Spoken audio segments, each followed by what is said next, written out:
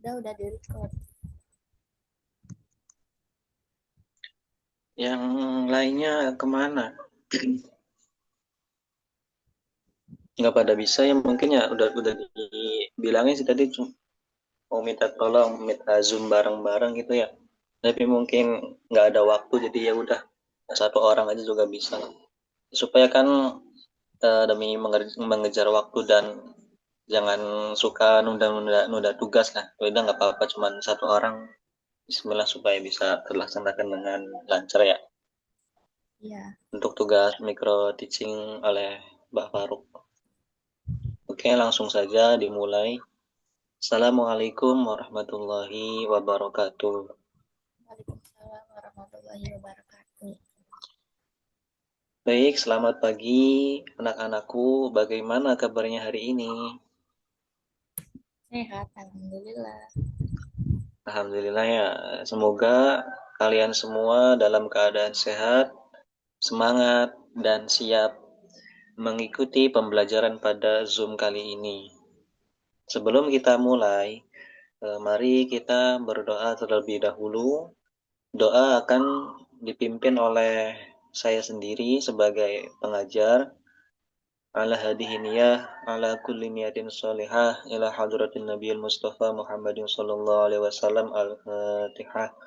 A'udzu billahi minasy syaithanir rajim. Bismillahirrahmanirrahim. Alhamdulillahi rabbil alamin arrahmanir rahim maliki yaumiddin iyyaka na'budu wa iyyaka nasta'in ihdinas siratal mustaqim siratal ladzina an'amta 'alaihim ghairil maghdubi 'alaihim waladdallin. Alhamdulillah, semoga kegiatan kita pada pagi hari ini dapat diterima oleh Allah sebagai ladang amal ibadah. Sekarang saya akan memeriksa kehadiran. Berarti yang hadir cuma satu orang doang ya, yaitu Suci Diah Anggraini yang paling rajin nih. Yang lain mungkin pada sibuk ya, ya udah nggak apa-apa ya. Anak-anak, minggu ini, minggu lalu kita itu sudah membahas tentang akhlakul karimah dengan topik rendah hati. Coba saya bertanya, apa yang kalian ingat tentang rendah hati? Coba pada minggu lalu loh, kita waktu belajar tentang rendah hati. Apa saja boleh sebutkan? Jangan semuanya yang minggu kemarin diajarkan, dipaparkan, nggak usah. Apa saja yang diingat tentang pelajaran minggu kemarin tentang rendah hati? Contohkan saja pada kehidupan sehari-hari kita, nggak usah yang jauh-jauh lah. Nggak pamer. Nggak pamer, itu doang. Terus, Terus mau mendengarkan orang lain. mendengarkan gimana tuh? Mendengarkan misal ada orang lagi ngomong atau ngobrol sama kita, terus kita mendengarkan. Ya, terus apa lagi?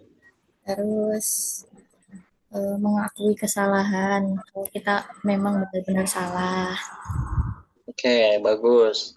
Benar sekali. Rendah hati adalah sikap yang tidak sombong, kemudian tidak angkuh, saling menyapa kepada sesama teman atau teman yang ada di rumah maupun yang ada di kampus. Dan juga menghargai yang lain. Dalam Islam, sikap ini itu termasuk disebut biasa di dalam kitab itu disebut tawaduk atau rendah hati. Lalu apa ciri-ciri orang yang rendah hati? Ciri-cirinya apa coba?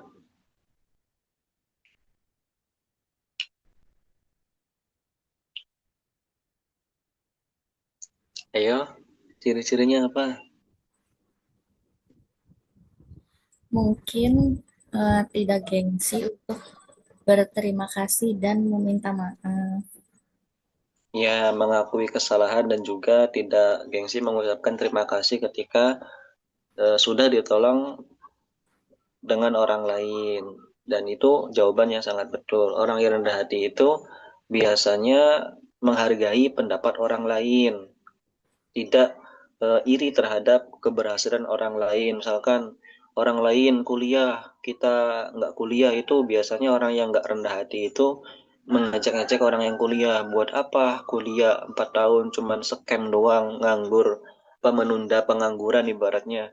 Itu ciri-ciri orang yang iri terhadap kesuksesan kita gitu. Dan menerima kritik dengan baik.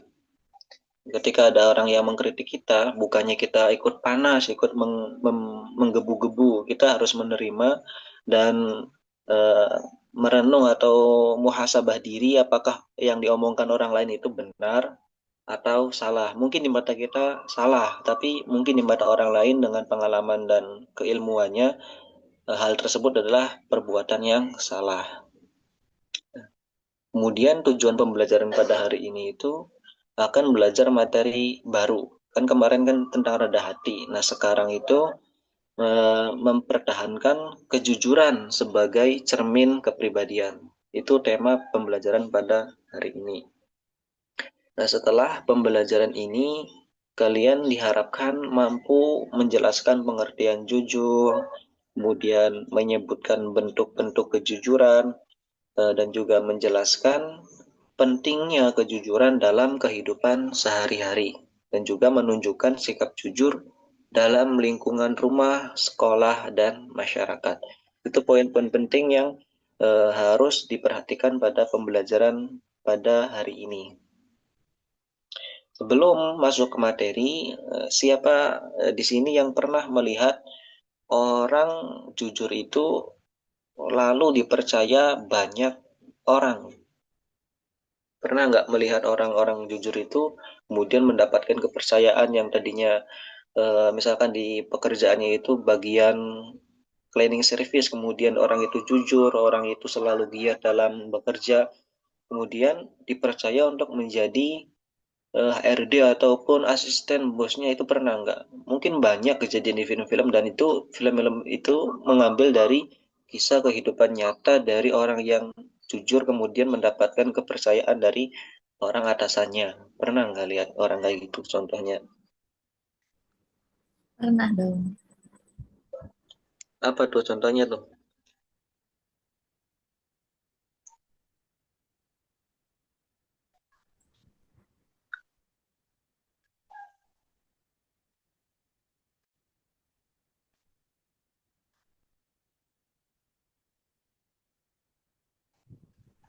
Contohnya itu kayak misal tadi yang dicontohin kayak clean clean service.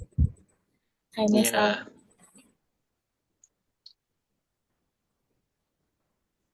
kayak misalnya eh, si tukang bersih-bersih itu tuh kayak misal eh, nemu uang lah, misal gitu. Nemu iya uang betul. pas bersih-bersih. Nah, terus si tukang bersih-bersih itu tidak mengambil uang itu untuk dirinya sendiri, melainkan mencari tahu siapa yang mempunyai uang tersebut. Iya.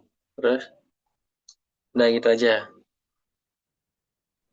Nah, Udah itu menunjukkan bahwa kejujuran itu membuat seseorang dihargai dan dipercaya.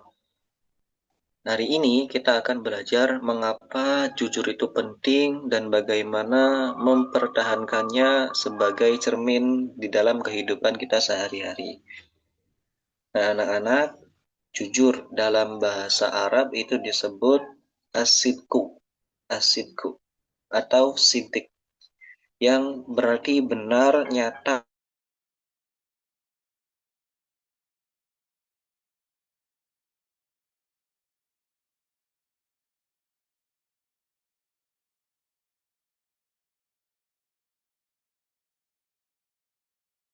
Kadang-kadang orang itu perbuatannya A, kemudian perkataannya B. Kadang-kadang ucapannya B, perbuatannya juga A. Kadang-kadang tidak sesuai dengan perbuatan dan ucapannya. Kemudian kesesuaian antara informasi dan kenyataan.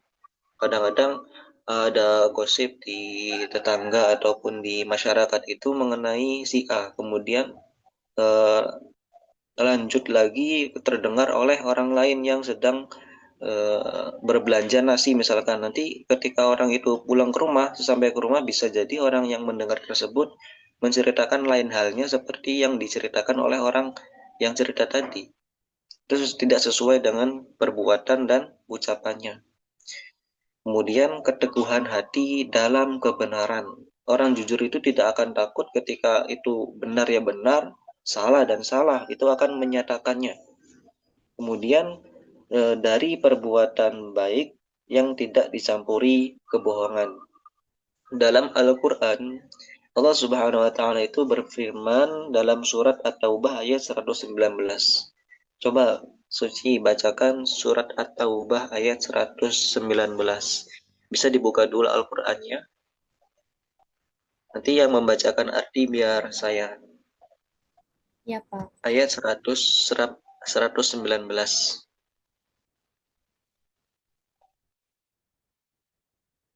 At-Taubah ya, bukan Yasin. Biasanya kan cuma sampai 83. Iya, benar.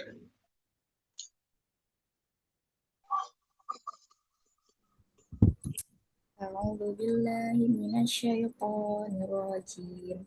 Bismillahirrahmanirrahim. Ya ayyuhalladzina amanu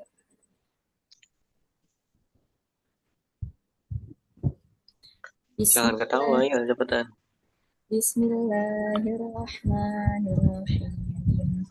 Ya ayyuhalladzina amanu taqullaha wa kunu ma'as shadiqin. Shadaqallahul adzim.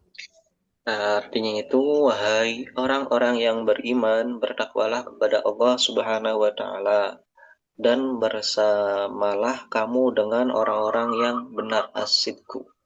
Ayat ini itu menunjukkan bahwa orang beriman harus dekat dengan orang-orang yang jujur dan selalu berusaha berlaku benar. Ketika kita di lingkungan masyarakat atau di lingkungan kampus bergaul dengan orang-orang yang suka berbohong, tidak sesuai dengan perbuatan dan ucapannya itu, maka kita akan tergerus ikut kebiasaan dia itu melakukan kebohongan. Ketika kita bermain dengan orang-orang yang suka bergibah, maka suatu saat kita nanti akan digibahi oleh mereka. Karena kita berteman itu tergantung teman kita yang berperilaku seperti apa. Kalau orang itu sering berbohong kepada orang lain, kemungkinan besar juga mereka itu sering berbohong kepada kita.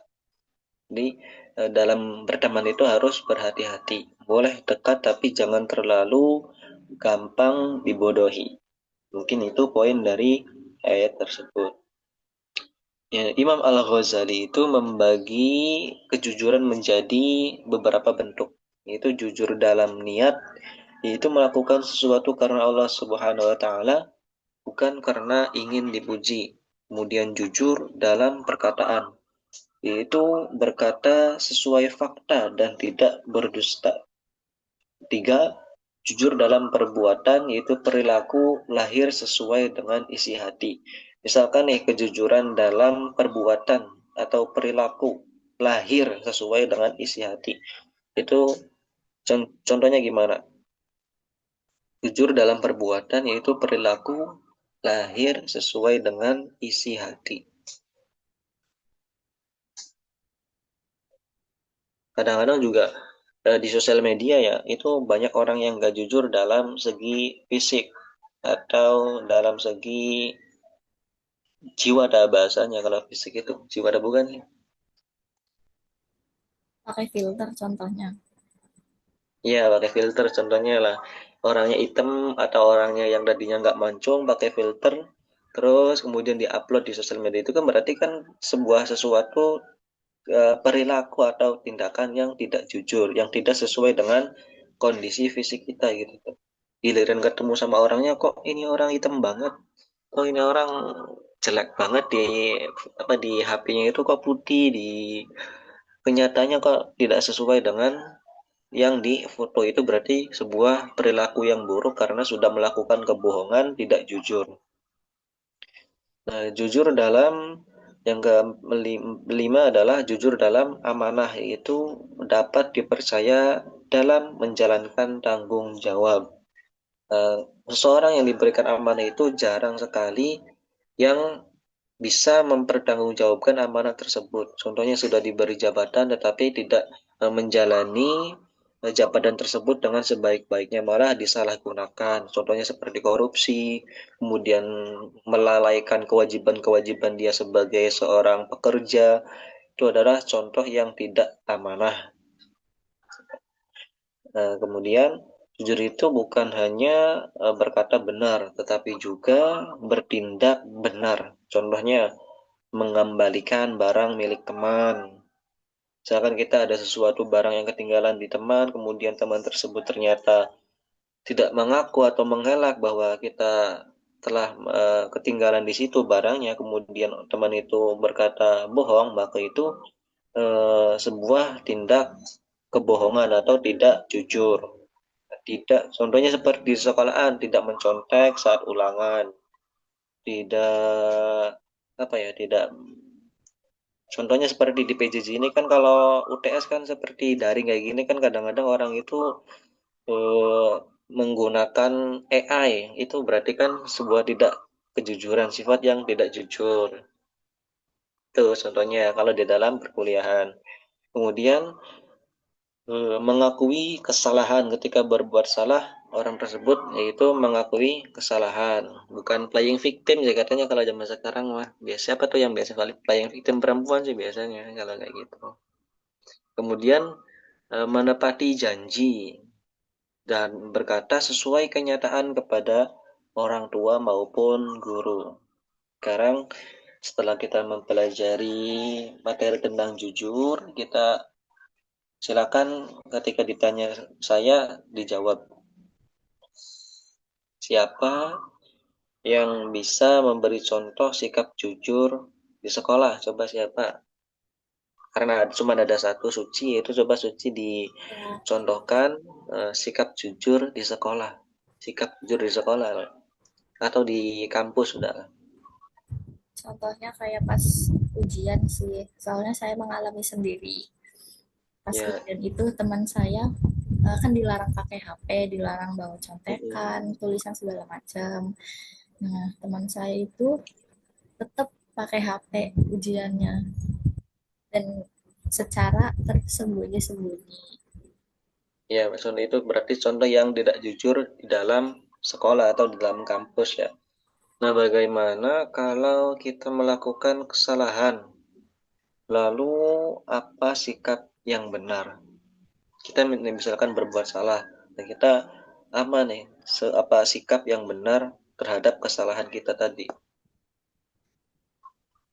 Harus minta maaf sih, mengakui kesalahan karena itu juga mencerminkan bahwa diri kita itu rendah hati.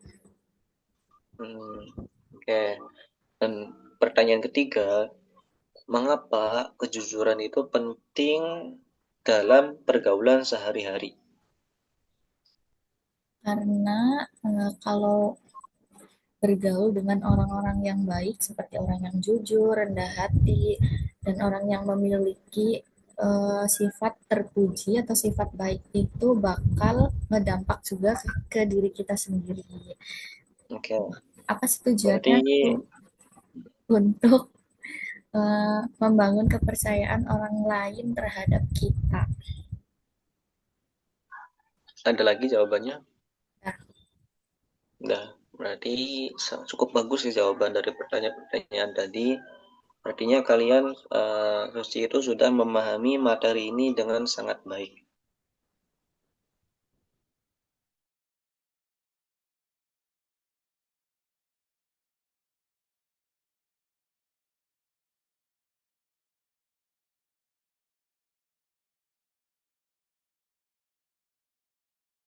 Jadi setiap kelompok itu akan menonton atau membaca contoh kasus singkat tentang kejujuran, lalu kalian diskusikan.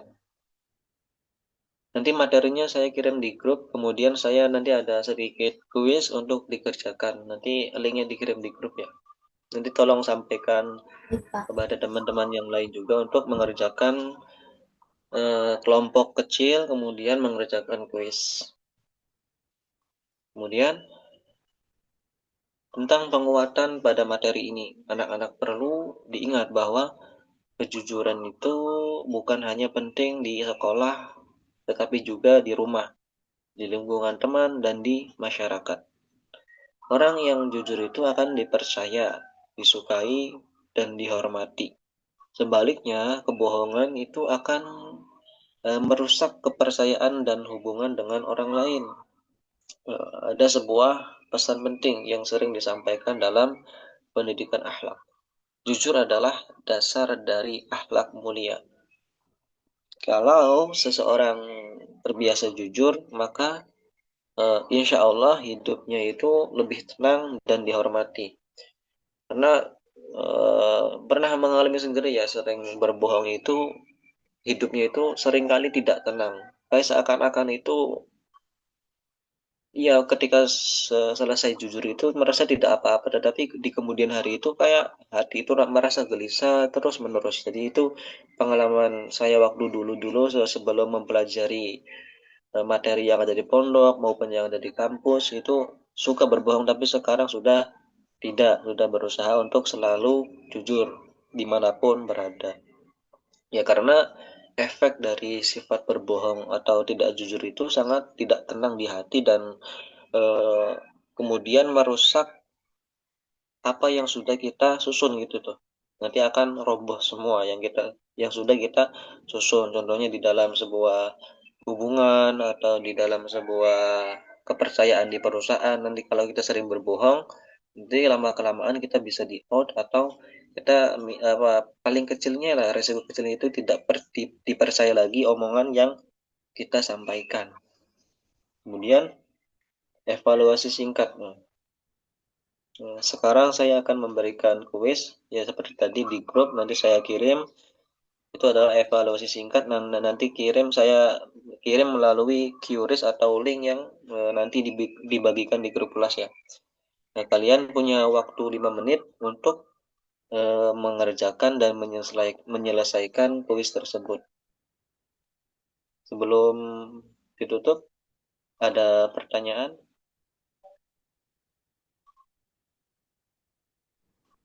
Mau bertanya, Ya, silahkan.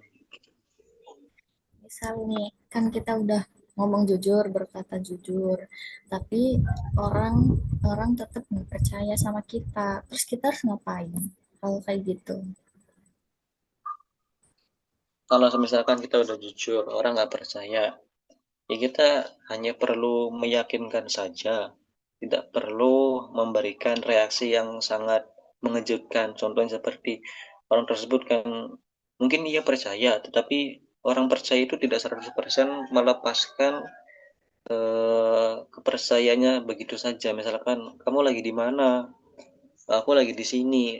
Kalau mau dipercaya itu ya tunjukkan kita ada di sini gitu loh. Oh sama siapa aja.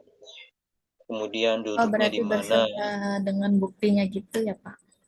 Bukan bukti kayak gitu sih, lebih ke apa ya, orang-orang yang kebanyakan nanya itu kebanyakan ya orang-orang yang apa ya nggak gampang percaya gitu, ya harus harus ada buktinya, bener sih kayak gitu. Cuman kan dengan tidak dengan resik apa dengan reaksi yang mengejutkan yang menggebu-gebu, kamu nggak percaya banget sih sama aku, kamu kok ribet banget sih, jangan kayak gitu. Nanti memberikan reaksinya itu sama halnya kita itu seakan-akan menutupi kebohongan. Nah, itu loh pandangan orang-orang yang bertanya, tetapi kok kayak ada sesuatu yang disembunyikan, kok aneh. Nanti kan timbulnya itu pikiran yang negatif. Itu sebab apa? Sebab pertanyaan tadi itu tidak dijawab dengan segera ataupun bertele-tele menjawabnya gitu tuh. Terlalu lama lah ibaratnya. Ada lagi? Baik, Pak. Mau nanya Udah satu itu aja. lagi. Ya, Kan tadi udah dicontohkan sikap tidak jujur di sekolah. Kayak misal teman mencontek pakai HP atau pakai catatan gitu. Nah, sikap kita yang melihat hal tersebut itu harus gimana? Sedangkan dia teman sendiri gitu. Ya kalau misalkan masih bisa dinasehati ya dinasehati, kalaupun ada resiko kita jadi selek ataupun tidak menjadi akur lagi dengan mereka, maka kita menggunakan cara yang halus. Contohnya seperti diam-diam melaporkan ke dosen dan buat perjanjian dengan dosen itu jangan sampai dia tahu kalau itu dari saya. Itu bentuk rasa kasih sayang juga sih kepada teman kita, bukan berarti kita itu menjatuhkan teman supaya teman itu nggak naik kelas, enggak. Tetapi dengan cara seperti itu nanti teman itu akan menjadi lebih baik ke depannya dan tidak mengulangi hal yang tidak dianjurkan sama sekali di perkuliahan atau di sekolah, karena itu kan sebuah larangan dan sebuah kecurangan. Nanti kita juga yang rugi loh, kita yang mati-matian berjuang mengerjakan tugas dengan jujur, tapi ternyata banyak teman-teman kita itu menggunakan kebohongan-kebohongan yang disembunyikan di saat ujian sehingga nilai mereka unggul dibanding kita, padahal tugas kelompok mereka itu nol, jarang kerja, kemudian tugas hariannya itu-itu saja, tugasnya nggak ada perkembangan dan nggak ada keunggulan di antara tugas-tugas kita, maka itu sebuah kerugian bagi diri kita sendiri. Mau bagaimanapun, kita harus menyelamatkan dua sisi, yaitu kita dan juga dia yang melakukan kecurangan. Oke, Pak, udah cukup. Udah cukup. Nah, mari kita simpulkan pelajaran hari ini. Kemudian jadi jujur itu adalah sikap berkata dan bertindak sesuai kenyataan. Dan kejujuran itu merupakan cermin kepada kepribadian seorang muslim atau muslimah. Pesan saya, biasakan jujur dan dalam perkataan, niat, dan perbuatan. Jika kita jujur, maka kita akan menjadi pribadi yang dipercaya, dihormati, dan disayangi Allah Subhanahu wa Ta'ala. Terima kasih atas perhatian dan partisipasi Suci, walaupun teman-teman yang lain tidak bisa mengikuti pada pertemuan hari ini. Tetap semangat belajar, tetap santun, dan tetap menjadi generasi yang jujur dan berakhlakul mulia. Wassalamualaikum warahmatullahi wabarakatuh. Waalaikumsalam warahmatullahi wabarakatuh. Terima kasih, Pak. Oke, silakan diselesaikan dulu rekamannya dan nanti disimpan ya, tolong.